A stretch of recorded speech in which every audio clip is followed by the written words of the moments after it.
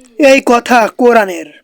মুহাম্মদকে মানালো তোমরা ভেবে চিনতে জবাব দাও। কি দিয়েছে তোমাদেরকে তোমার আল্লাহ? দুঃখ কষ্ট ছাড়া। কাশ তুমি বুঝতে পারবে, আমার আল্লাহ আমাদেরকে সম্মান দিয়েছে, বের হওয়ার দরজা দিয়েছে।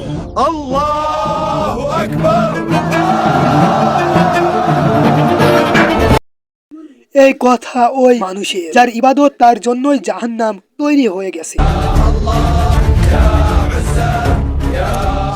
তুমি এমন করে যাবে তাওয়াব করতে? হ্যাঁ, এমন করেই যাব। মাথা ঠিক আছে তোমার? এই কাপড় পরে কেমনে যাবে?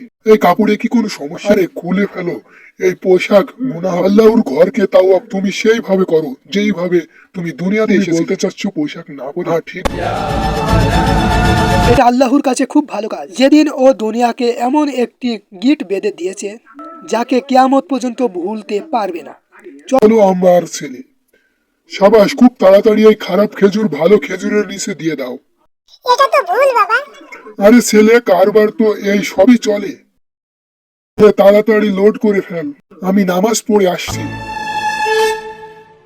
এই বাণী সূরা মাউনের। أرأيت الذي يكذب بالدين